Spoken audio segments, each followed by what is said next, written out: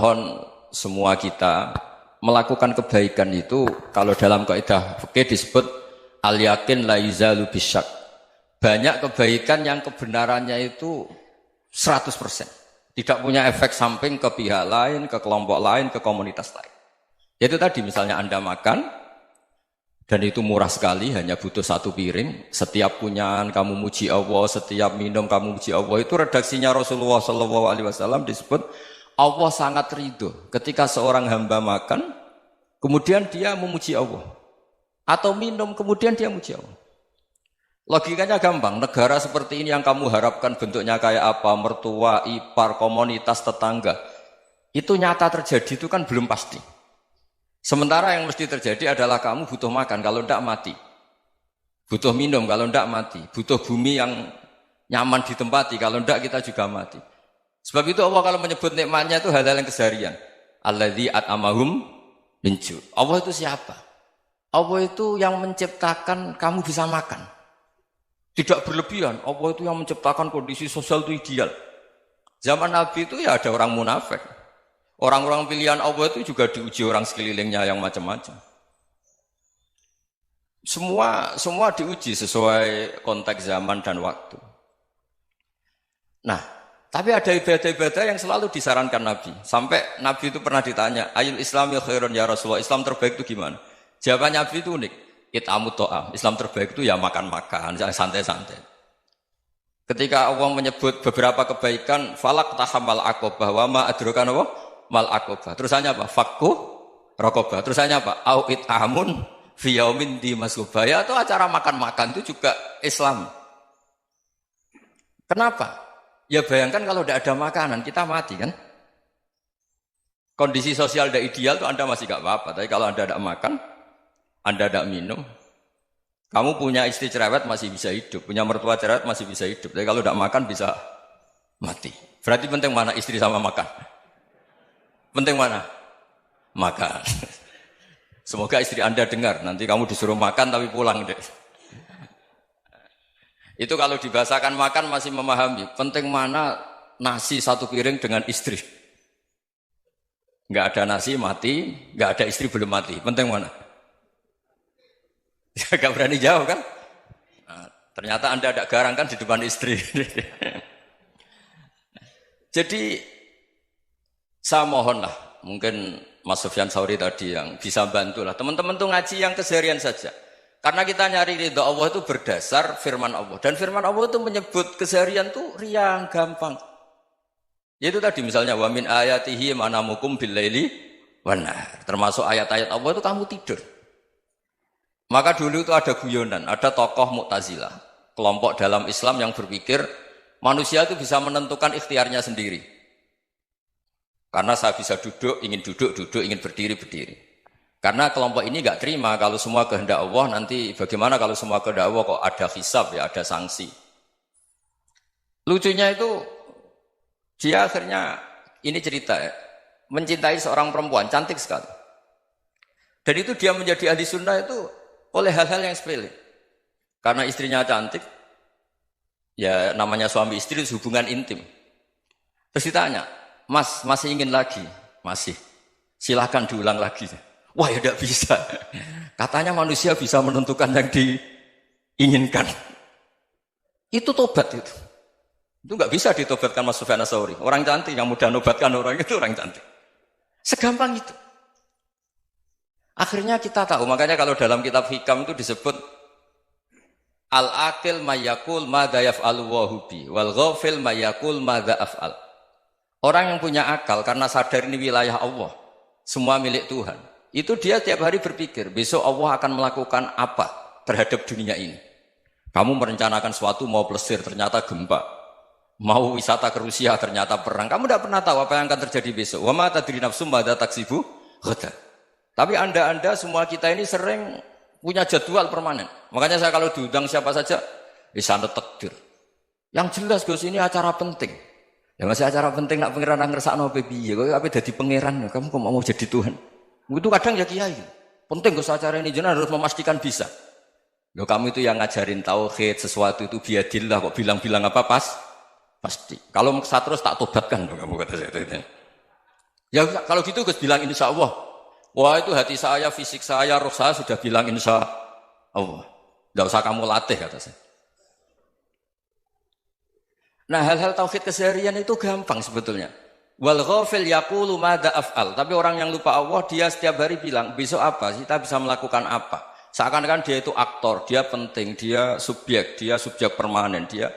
Padahal kita ini hanya objek kehendak Allah Subhanahu wa taala. Karena kita yakin sesuatu yang terjadi di alam raya ini kita tidak bisa apa-apa. Makanya saya sering ngaji, sering bilang saya.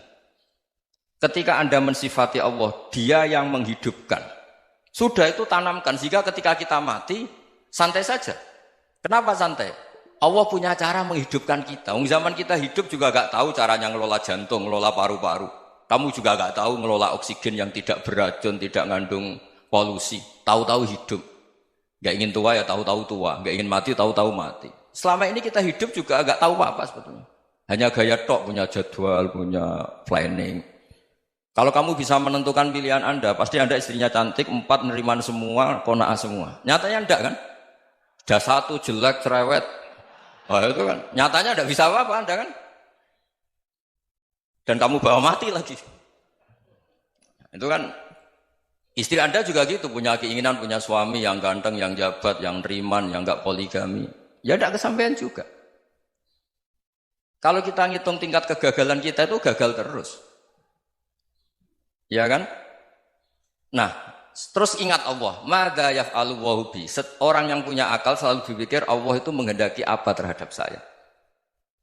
Lalu sama-sama orang melihat orang yang serius. Itu kata Anda itu pemikir berat, serius. Senang punya tokoh yang merengut karena kamu anggap serius. Tapi sebagian orang menganggap orang yang serius itu wong merengut, wong masam, wong muka kok ditekuk.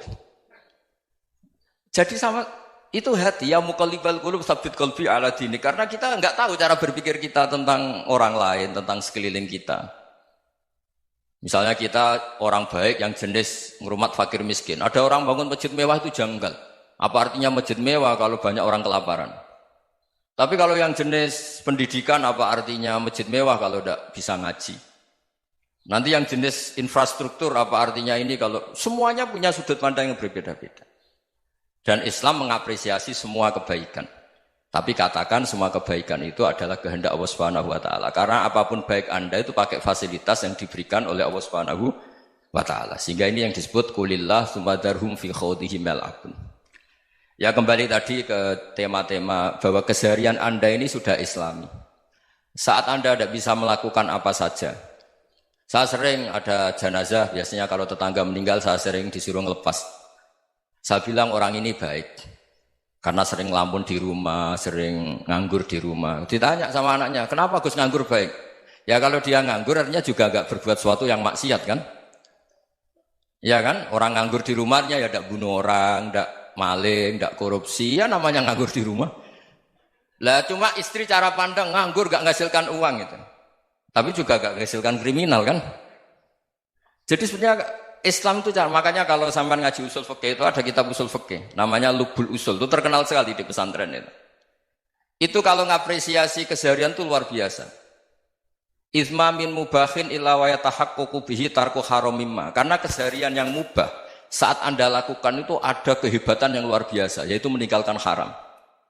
Makanya dulu banyak orang-orang alim ketemu temannya itu guyon sampai semalaman. Itu biasanya yang semangat Islam itu kiai kok tidak tahajud, kiai kok tidak witir. Orang yang sedang mapan uangnya banyak, malam itu tidak kelayaban itu sudah luar biasa. Melawan nafsu supaya tidak maksiat itu sudah luar biasa. Supaya lupa guyon sama temannya semalaman sampai subuh. Gejlok-gejlokan ngenang zaman miskin, zaman kuliah nggak jelas, zaman apa. Melihatnya jangan takut tahajud. Seperti ini meninggalkan tahajud, tapi meninggalkannya ini talqul muharramat. Jadi kayak apa hebatnya? Sehingga Imam Ghazali punya riwayat yang agak unik. Hatta takuna ibadatu akhiri hadil ummah iku an-naum. Sehingga suatu saat ibadah terbaik umat ini itu tidur. Itu kan riwayat kontroversi. Ketika Imam Ghazali tanya, kenapa iya? Kenapa kamu mulai keluar dari rumah itu sudah banyak maksiat? Melihat perempuan yang enggak mahram, melihat fenomena. Tapi kalau kamu tidur itu enggak melihat apa-apa. Tapi juga kamu jangan menganggap tidur itu ibadah betul. Saatnya melakukan fardu ain malah masih Tidur. Tapi itu sudut pandang yang menjadikan kita Islam itu gampang. Jadi saat Anda tidak bisa aktivitas apa-apa, misalnya ada beberapa orang yang lumpuh. Lumpuh itu memang nggak bisa Jumatan, nggak bisa ibadah, tapi dia juga nggak bisa maksiat. Tidur itu memang Anda saat itu tidak bisa tahajud, tidak bisa witir, tapi saat itu ada zina, ada maling, tidak gosipkan orang, tidak bully orang, tidak menanamkan kebencian, tidak hasud.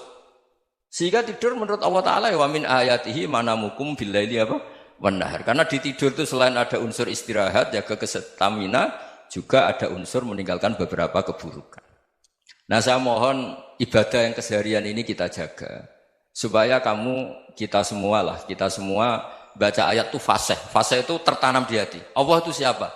Alladzi at'amahum min ju'i wa amanahum min khauf. Dan Allah kalau cerita di Quran itu anna sababnal ma'a sabba tsumma syaqqaqnal ardha wa syaqqa fa ambatna fiha habba wa inaba wa qadba wa zaituna wa nakhla wa hada'iqa hulba. Kamu tahu saya ini siapa kata Allah? Saya ini adalah Tuhan yang menurunkan air, kemudian ada tanaman banyak. Habba wa inaba wa qadba, ada zaitun, ada tin, kalau orang Jawa mungkin ada tela, ada padi, ada mangga, ada pisang. Sudah. Wa inaba wa zaituna wa nakhla wa hada'iqa hulba. Ada perkebunan yang lebat. Tujuannya apa? Mata Allahkum, silahkan kamu pakai, kamu nikmati. Tapi karena kadang kita ini punya ide-ide besar. Tadi untuk syukur saja nunggu punya istri riman, rumah baik, tetangga baik, komunitas baik, semuanya baik baru syukur. Lama-lama nanti ada di surga, syukurnya nunggu surga paling kelas A. Itu sudah ada yang menghuni Rasulullah, kamu gak boleh di situ. Masa untuk syukur saja? Repotnya Masya Allah. Jadi mohonlah Quran yang kalau Anda hafalkan juz sama itu kan ada ayat-ayat yang kayak tadi. Ya, fal yang dzuril insanu ila ta'ami. Coba lihat apa yang kamu makan ya? Dari mana? Dan untuk mempertahankan hidup kamu keseharian. Jadi jangan kira ibadah itu harus membentuk komunitas yang versi Anda. Ibadah itu harus hal yang mulu-mulu. Kesehariannya Anda alami. Loh ini saya tidak bikin-bikin. Saya ngaji bukan karena berdasar pesanan. Itu ayat yang saya baca kan betul ada ayatnya kan. Fal yang dzuril insanu ila ta'ami. Anna sababnal ma'a sabba thumma syaqqaqnal arda syaqqa fa ambasna fiha habba wa inaba wa qadba wa zaituna wa nakhla wa hada'iqa ghulba. Terusannya apa? Mata'al lakum, silakan kamu nikmati. Mata itu silakan kamu nikmati. Ya kayak sampean dikasih hidangan ya makan. Ya sudah makan, habis makan ya minum, habis itu ngantuk ya tidur. Ya sudah normal-normal saja. Kayak apa indahnya Islam? Tapi Anda mencari Islam yang gimana lagi? Nah itu yang diajarkan guru-guru kita, diajarkan sanad kita sampai Wali Songo, sampai Rasulullah SAW. Bahwa pada akhirnya ada jihad, ada perang. Itu dulu memang perang, bukan membunuh, beda. Dulu kita dijajah Belanda ya perang, dan itu normal karena kita dijajah. Jadi ketika orang lain ingin baik sama kita, wa in ahadum minal musyrikin astajaruka ya fa'jirhu hatta yasma'a kalam Allah. Kalau mereka ingin baik ya kita baik. Makanya ada istilah musta'man, mu'ahad. Kalau mereka ingin damai, berdampingan dengan kemajmukan ya itu yang lebih baik. Karena memang Islam menghormati proses perdamaian. Wa in janahu lis-salmi ya fajnah lah. Kalau ingin damai ya kita harus